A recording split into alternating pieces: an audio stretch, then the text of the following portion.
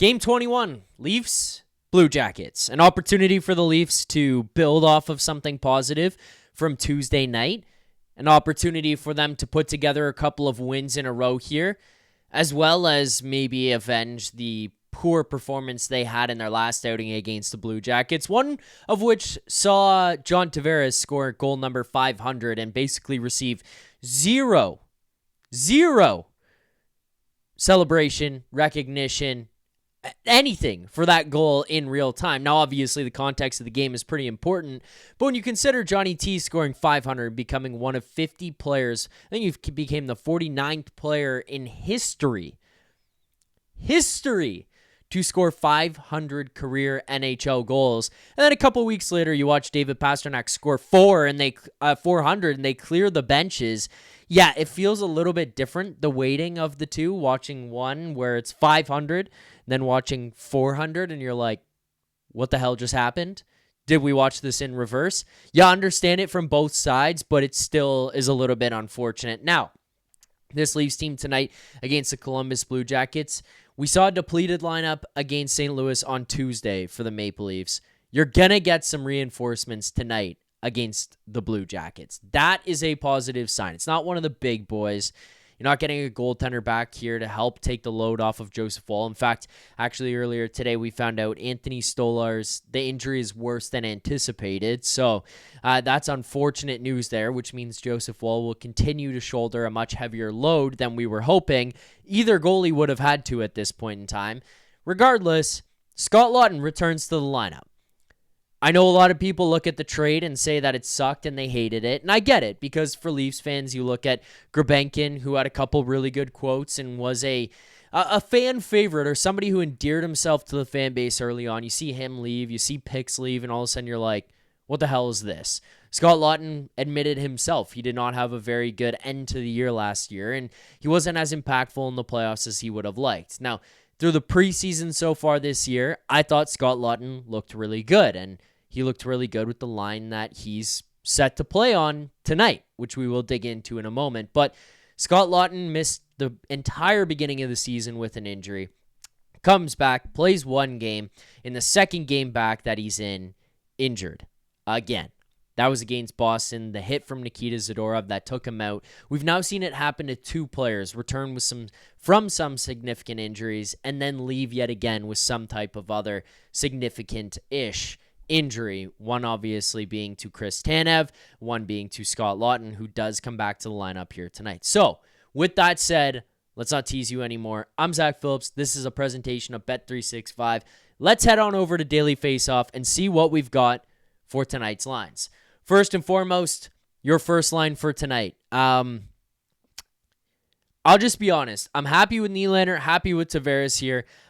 I think part of why this is happening is because I think Nylander kind of works well with Järnkrok, but I'll just be honest with you, just going to be blunt. I don't love this. I don't love that Calle Järnkrok is getting the opportunity here on the first line. I don't think he's being that offensive. I don't think he's being that impactful. I think he's a guy that you can rely on, but like when I say that, it's like your bottom six. It's like your fourth line and your second penalty kill and your second power play, not your first power play, not your first line right winger. I know you're missing a lot of guys right now, and that leads to it, but look, man, I'm going to come to his defense. Nic Robertson moves down to your second line here tonight. I think he's deserved his spot in the top six. I think he's looked really good. I think he's shown night in and night out since his most recent scratch, which at this point was a while ago. Like, you have to look a ways back to think about the last time he sat in the press box. But since he came back from that, it's like all of a sudden something clicked. You know, it took like 45 times for him to be scratched and come back in for it to work, but it did. Like, Nic Robertson goes to the press box, comes back, and all of a sudden it was like, I'm done with this. I want to play, and I want to play every single night, and I want to play a lot of minutes. Every player should approach it that way. And if you look here on this YouTube channel right here, Leafs Nation 401, you can find an exclusive interview, Nick Alberga and Nic Robertson in the Leafs practice facility yesterday talking about scratch and score, where he finds that intensity, the work ethic, the drive, playing against his brother, what could happen if the two of them started a podcast, all of that. It's right here on this channel, so make sure to check that out. But the point is, Alberga asked him about the scratch and score and if he's aware of it. And if that's something that, in his mind is something that impacts, like his approach to the game. And he kind of just effectively said I'm aware of all of it. I know it. And sometimes it's a good kick in the ass, but this is one that seemed to be something that just really put him right. It put him on the right track. And I don't know, I know that it's still a top 6 spot, and I know this is going to be a little bit more fluid, and I know that with no Matthews and no Knies, your second line becomes a whole lot more important. So, fair enough from that standpoint. But Nic Robertson, to me, I don't think he did anything to deserve getting taken off that first line. Now, if the justification of this is we're trying to get Domi and McMann going, to which I would say, okay, I kind of get it, because I look back to last year and I look at anytime those guys have been put together, they seem to have a 5-game run where all of a sudden things would work really well. McMann would be on fire. Domi would look like he was dishing the puck well, and Robertson would find the back of the net. And it's okay, yeah, those guys are rolling. Let's go. You've got a good third line. Now, I'm playing devil's advocate to both sides as I'm saying, hey, I kind of get that, after saying I don't understand why he's moved down. The devil's advocate to the devil's advocate would then be, well, they were playing against third-line talent. Now, you're in a tricky spot because they have to play the second line. But, I don't know. To me, I just would have left Nic Robertson on that top line, given him the opportunity with JT and Nylander again here tonight. Look, the only thing that I can hope for is that it motivates him a little bit more, and him, McMann, and Domi do find some extra chemistry together and dig back to what they had a few years ago, where it was everything was last year for a few months, where everything was clicking. They were finding ways to contribute offensively. They had a lot of energy. They had a lot of jump. There was some physicality. There was some bite to their game. Hopefully that can be found. But I just wanted to make it clear, I'm not the biggest fan of taking Nic Robertson off the first line. I think he's been really good and really deserving of the opportunities up there. And I don't really think he had done anything to take him off, especially when the replacement is Järnkrok. No disrespect to him, but he's a bottom 6 guy. That's the max capacity I think that he fits in this lineup right now, even with Matthews and Knies out. Even with Nick Waugh out. I just would not elevate him beyond bottom 6. I know a lot of people, while I was going on that tangent, are probably looking at it and saying, well, Easton Cowan. Easton Cowan, I don't want him to lose minutes. I'm trying to think about how I plot through this, because it's a different approach for the guy. Look, realistically. So, he plays 16 the other night. He's playing a much heavier workload if Knies and Matthews are out, and if he's going up and playing on your second line, which he had been previously, which obviously he's not going to be doing your second line here tonight. But the one reason, as I alluded to with Scott Laughton coming back earlier, that I'm okay with him being where he is in this lineup, and I think you could be a little bit more fluid with line 2 and line 3, and I expect Berube to go to the blender quick in this one, is Scott Laughton, Lorenz, and Easton Cowan found a lot of chemistry together in the preseason. I know it was the preseason, and you can only take it with a grain of salt. Who were they playing? What were the minutes? What were the matchups? Who was on the other side? What situations are they being put out in? I get it. I'm not going to pretend that stuff doesn't exist. But they found chemistry. And since the end of preseason, they've just not gotten to play together because Laughton was injured, or Lorenz was injured, or Cowan was out of the lineup. It's been a absolute gong show with these guys and their ability to be in the lineup at the same time and be healthy at the same time. Now you're getting this opportunity. I don't know. Maybe it'll take a little while. Maybe they find it right away. But if you can dig into something here, if you can tap into something with these guys, especially in an opportunity like this where McMann, Domi, and Robertson, other than Robertson, McMann and Domi don't scream, we have to play above them. Maybe all of a sudden Laughton, and Cowan start getting the opportunities in the minutes tonight and they can get elevated. I'm hoping that they can find whatever it was that they found in the preseason, because that was electric to watch.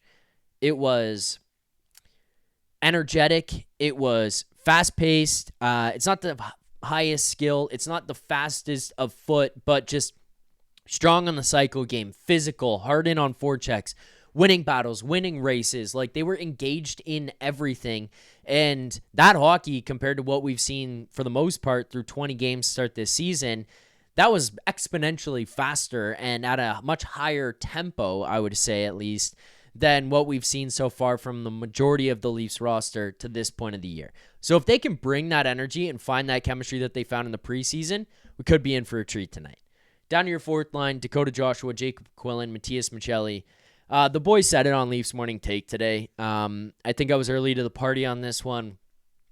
Kind of had it shoved back in my face that night when Matthias Maccelli ended up scoring the game winner against Utah and had a beautiful pass to Auston Matthews. But Maccelli, I just don't know what he is. I don't know what he provides to you. We talked about this identity that's trying to be built in the bottom six.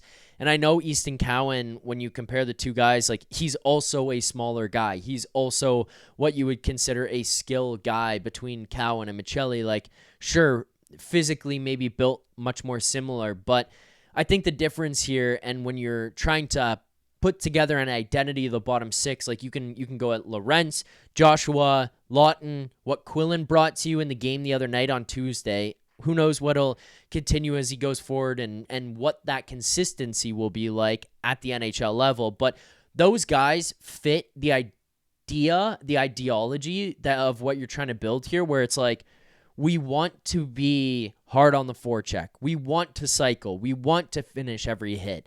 We want to be engaged physically and have this checking identity from your third line to your fourth line, and then even creeping up into what is your second line there, and having guys dispersed throughout. Maccelli just doesn't fit that. Easton Cowan can play that game. Like, we've seen him in some of these games where he goes out there and he's balls to the wall, finish every hit, check everybody, hard on the forecheck, not afraid to go to the dirty areas. Maccelli just not quite the same. He's skilled. He makes mistakes. Sometimes the skill doesn't come through. Sometimes he's not as effective when the game does get a little bit tougher. And then all of a sudden you're sitting around going, what the hell's going on? I don't think he's a guy that's afraid. It's just he doesn't make an impact that way. So what is he? Where does he fit? Who is he?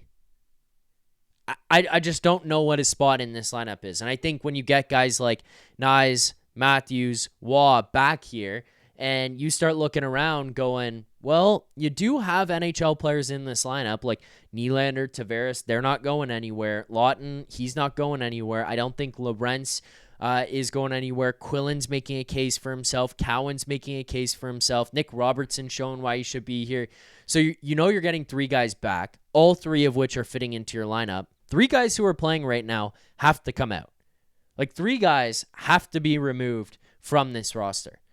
So, to me, as of right now, Maccelli's on the outsides looking in. I know Järnkrok is probably in that conversation. Max Domi's probably in that conversation. But Jacob Quillen is looking good. I don't know. If you got a young guy who can come in cheap and he can come in at less money than Matthias Maccelli, why hold on to that asset for the sake of it? Why not open up cap space?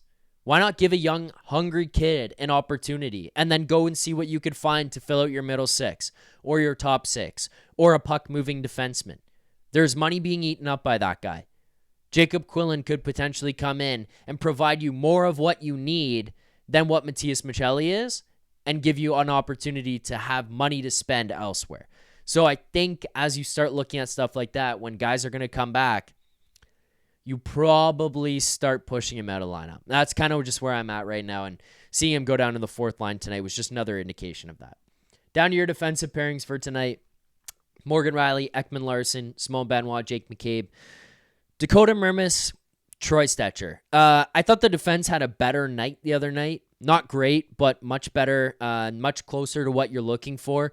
Troy Stecher was a breath of fresh air added to the lineup, quite frankly. I mean, he came in, he moved his feet well, he moved the puck, he was able to get up ice in transition, he was able to make a first pass. The speed that he was showing was exponentially faster than any of the defense that we've had over like the last 20 games, 19 games before his Maple Leafs debut. Like, he just looked like he was moving his feet. He looked like he had energy. He looked like he had some excitement and, just overall enthusiasm with his approach to the game, which I know we're talking about professional athletes and guys who make a lot of money, and it's something that fans and, myself in that boat just don't want to hear, where it's like, wow, the guy is happy to play pro hockey and make millions of dollars. Whoa. But Troy Stecher looked good. Like, he looked like he was enthused. He looked like that dark cloud that's been hanging over this team for the last little while. It didn't carry over. He came from Edmonton. He's dealing with the same shit. And it just didn't impact him. Came over here. He's like, I got an opportunity. Let's go. Let's show what I got. I'm like, okay, let's go. Let's see it. With his feet, made some good passes. Got up and down the ice in transition. I thought he looked good. The rest of the guys, Dakota Mermis, to me, not an NHL defenseman on this roster. A guy who could potentially find his spot somewhere else in the NHL. I don't want to just rule him out straight away as like he's not an NHL defenseman, but it just doesn't work here. I don't see the fit. I don't think that they've got the guys to assist alongside of him, but better than what Phil Myers provided you in the last few games that he had, and I don't think Dakota Mermis was as much of a black hole playing a lot in that bottom six alongside Stecher on Tuesday night. So the rest of them, Rielly on pace for 68 points, which would tie his second highest in a single season. OEL, I mean, look, he had a tough start to the season. He seems to have figured it out and become one of the Leafs' best defensemen. I think you're probably looking at him right now as like the unsung hero of that defensive group. Jake McCabe has struggled a bit, and even still, I think he's probably been the second best guys of the six that you see on the screen right now. Down to your power play units, Easton Cowan, John Tavares, Calle Järnkrok, William Nylander, Morgan Rielly will be your first unit. I would much rather have OEL, and then I would rather not have Calle Järnkrok. I would rather have like Nic Robertson or somebody out there with this group. Even a Max Domi, give him an opportunity, but not the case, not who they're going to put out there. I mean, there's only so much we can do. I said what I need to say about Calle Järnkrok. I just don't think he's as offensive. And you're looking at a power play that's struggling right now. I don't know that he's the guy. Easton Cowan set him up with a couple good opportunities on the power play against the Blues the other day. Never capitalized. They go 0 for 3 on the night. They're like 8 for 53 to start the season here so far.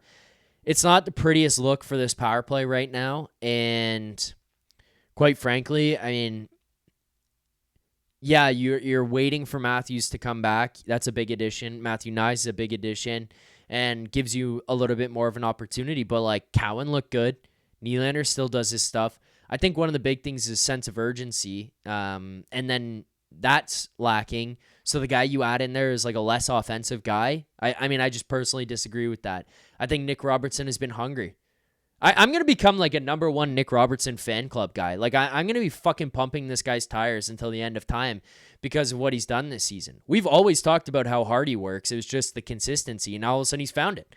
And now I can't stop watching him. And I'm like, give him top six, give him more minutes, give him a power play. Finishing checks, hammering guys. Like, what the hell where did this come from? Credit to the coaches almost, because it's like them scratching the guy and taking minutes away like made him be like, I got to change. And he changed, and now he's a player that I want on the ice a lot.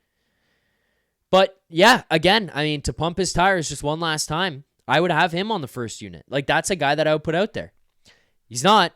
He's on the second unit there, as you can see. McMann, Domi, Robertson, OEL, and Matthias Maccelli is your second unit. And I know you're depleted, but I don't know, man. I like, your first unit's playing most of the minutes anyways. Put Nic Robertson out there. That's just where I'm at. That's your lines, defense, power play, all of that for tonight's game. Quick pause here before we go to our best bet. If you haven't already, hit the like button, subscribe here to the channel. Leafs Nation 401 right here on YouTube, breaking everything down for game previews, best bets, lineups, power plays, goaltenders, all of it in the game previews, as well as best bets, which I might have just said. At this point, I don't even know. But if I did or I didn't, pregame best bets for every single game of the season. We're going to get into it in 1 second. Before we do, just a quick note from Bet365. Our best bet is a presentation of Bet365. Whatever your bet is, it's never ordinary at Bet365. Download the app and get in on the game. Use the code NATION. That's NATION, code NATION at Bet365. Must be 19 or older, Ontario only. Please play responsibly. All right, best bet for tonight. So, quick recap here for people who aren't sure. We're 10-20 on the record on the season. If you've been following along, you know. But for those who haven't been here and are just watching and being like 10-20, the hell's wrong with this guy? Record to me does not matter. We're betting different unit sizes. We're betting different plus money, sometimes real big long shots, sometimes some small ones where it's just a little bit plus, like we're ranging this all the way across. We're betting different sizes on these. So not all losses are equal and not all wins are equal, which means we can be up, which we are. We're up 0.8 units, $80 on the season. Now look, we've taken a hit over the last little while. We lost 3 straight half-unit bets, 3 straight $50 bets. The last 3 that we lost was Easton Cowan anytime goal against St. Louis. Look, he didn't light it up with shots on goal, but I thought he looked good. I thought he looked pretty dangerous. It just doesn't come for us. Nylander over 3.5 shots on goal against St. Louis. He finishes with 3. Easton Cowan anytime goal against Chicago. That's when I feel like we were right there. Right there. He had 2 prime opportunities. One on the breakaway, he loses on his backhand. The second one later in the slot in the third period where kind of makes a move, tries to outweight Spencer Knight, and he makes a save. And then there was just a couple other good chances that he had with shots on goal or just missing wide that you look at and go, damn, that could have been the one. Those are the last 3 half units. And then before that, we had lost parlay from the Kings game. That was just $5 on that one. Not a half unit at all. Not even close. And then we also lost a $15 bet in Matthews 2+ goals against the Boston Bruins, which he got hurt in that game. Now, tonight, up $80, up 0.8 unit. We're going to go to the Leafs Blue Jackets game, which if you go over to Bet365 right now, Blue Jackets -115. The Maple Leafs -105 for tonight's game. Total of 6.5, -105 over, -115 under. Go to the player props tab, which is where we're going to find our best bets. First best bet of the night. We're going to let's go to points first. Scroll down to points. 1+ point, Nicky Bobby. $50 half unit at +120. $50 will profit you 60 on this bet. $50 profit 60 here for Nicky Bobby to record a point. That is our first bet. The next one, we will go to power play points, as that one is just down the list. Power play points, Easton Cowan to record a power play point. $25. That's a quarter unit on this one. So half on Nicky Bobby, $50 at +120 for Nicky Bobby. 1+ point. Just regular point, $50. That profits you 60. This one, we're going quarter unit, $25. Profits you on a +450, $115. Those are your best bets for tonight. Look, reality is Easton Cowan, I don't know where we should be ranging this, what the minutes will be with his 5-on-5 minutes, but he's getting power play one time. Yeah, it obviously hurts if the Maple Leafs only get 1 power play here tonight, or none, in which case we just lost the bet. But if he's getting 1, it opens the door. If they get 2, 3, like they did against St. Louis the other night, we're going to have a great opportunity, at which point I think +450 is a great number for us. Nic Robertson, part of why I'm doing that Nic Robertson bet, this guy just seems to respond right now to like any type of adversity. So moving him from line 1 to line 2 and being like, hey, you're going from Nylander and JT to Domi and McMann, something makes me feel like Nic Robertson shows up and he's like, I'm all in, like I'm getting myself back, I'm proven I got to be on line 1. And then he gets a point, we walk away happy, and we won some bets tonight. Those are your best bets. If you enjoyed it, like this video, subscribe to the channel, Leafs Nation 401 right here on YouTube. I will be back following tonight's game for another edition of Leafs Nation After Dark right here on this channel. Who's winning tonight? Drop it in the comments. Who's scoring? What are your best bets? Drop them in the comments. I look forward to reading it all. Thank you all for watching, as always. See you guys tonight following the game. Until then, keep believing. For more content just like this, including game previews, post-game live shows, Leafs Morning Take Monday through Friday with Nick Alberga and Jay Rosehill with special guests, as well as instant reaction videos, make sure to be subscribed here to the Leafs Nation YouTube channel. Turn on notifications so you don't miss anything, and drop a like.